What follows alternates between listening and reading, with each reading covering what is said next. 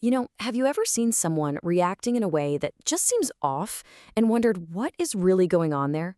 Well, today we're going to dive into something called trauma-informed care. It's this really profound shift in how we see people. It asks us to look past the surface-level behavior and try to understand the story that's underneath. We're talking about changing how we interact everywhere, in our schools, our hospitals, our communities. And it all starts with realizing just how incredibly common this stuff is. So get this. This isn't some niche topic just for therapists. Research shows that a staggering 80.7% of people, yeah, you heard that right, over 80%, will go through a potentially traumatic event at some point in their lives. That means the vast majority of us, you and me included, have been through something that could be considered traumatic. This isn't some far-off issue for just a few people. It's practically a universal human experience. Okay, so what is trauma exactly? Because it's not just about the bad thing that happened. It's really about the internal experience of that event. See, trauma is this super intense form of stress that comes from an experience so overwhelming that it just short-circuits our ability to cope. It leaves you feeling totally unsafe, with no control, just helpless. And understanding that difference, that it's what happens inside you, is absolutely key for everything we're about to talk about. All right, so understanding the definition is one thing. But to really truly grasp why this matters so much, we've got to look at the long-term impact. And so often, the story starts way back in childhood. This pyramid here, it just lays it all out so clearly. It's like a chain reaction. See, at the bottom, you have ACEs. That stands for Adverse Childhood Experiences. These things, they don't just go away when you grow up. They can mess with how we develop, both socially and emotionally. And that, in turn, can lead to adopting some pretty risky behaviors. It's this whole cascade that over a lifetime can lead to serious illness, major social problems, and even, an earlier death. It just goes to show you the past is never really past. And this is the really critical part to understand. For someone who survived trauma, it's not just a bad memory they think about sometimes. No, it's the experience of reliving it. The body's overwhelming stress responses kick in the present moment, as if the danger is happening right now. Their brain and nervous system literally get rewired to be on the lookout for danger everywhere. So something that seems totally harmless to you or me can trigger them and make them feel that same terror, that same physiological stress all over again. That's what we call re-traumatization. So this leads to a pretty big question, right?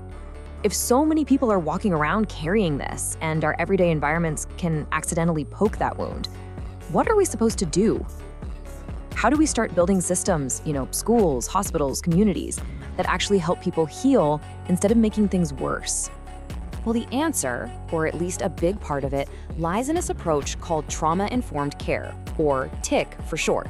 So let's dig into what that actually means. Okay, this right here, this is the absolute core of the whole thing. It's a fundamental shift in perspective. The old way of thinking, when we see someone struggling or acting out, is to ask, what's wrong with you? You can just feel the judgment in that question, right? It puts all the blame on them. But trauma-informed care, it completely flips the script. Instead, it teaches us to ask, what happened to you?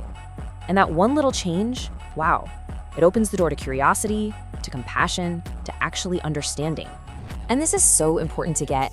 Trauma-informed care isn't a specific type of therapy to treat trauma. Think of it more like an operating system for an entire organization. It's a framework that starts with everyone realizing just how widespread trauma is. Then it's about recognizing the signs, not just in the people you serve, but in families and even in your own staff. And from there, you start to reshape your policies and your everyday practices to actively resist making things worse, to avoid re-traumatizing people. Really, when you boil it all down, it's built on that foundational principle from medicine. First, do no harm. That's the goal, to make sure that our interactions, our environments, our systems aren't accidentally triggering or hurting the very people we're trying to support. And this model kind of shows you how the pieces fit together. It all starts with that foundation, right? The trauma-informed values. From that base, everything else grows, creating a safe environment, actually screening to understand what people have been through, and then putting a coordinated response in place that's all about promoting healing. It's not just one thing, it's a whole system. Okay, so that all sounds great in theory, right? But what does this stuff actually look like in the real world, day to day? Let's get practical and break it down with some examples. All right, let's picture a hospital ER. It's chaotic, The common way of doing things might be to just rush through procedures, maybe touching a patient without really explaining what's happening. Now, for someone who's survived trauma, that feeling of having no control can be absolutely terrifying. A trauma-informed approach changes that. It means taking a breath, asking for consent, explaining every single step, and just acknowledging that the patient is scared. These are small changes, but they make a massive difference. Okay, now let's think about schools. You've got a kid who is acting out. The old school approach, label them difficult, give them detention. But a trauma-informed teacher sees something else. They understand that behavior is communication, that this could be a reaction to trauma. So instead of punishment, they focus on something called co-regulation. That just means they get down on the child's level, they stay calm, and they help the child's nervous system settle down and feel safe again. The whole focus shifts from controlling behavior to creating an environment where that kid can actually learn. And you know what? This even applies to sports. A coach who's all about high pressure, screaming, punishing mistakes, well, that can be another source of trauma for an athlete. A trauma-informed coach, on the other hand, is all about creating a safe, motivating space. They respect personal boundaries when they're helping with physical training, and they model what resilience looks like. Suddenly, sports can become this incredible place for healing and growth, not just competition.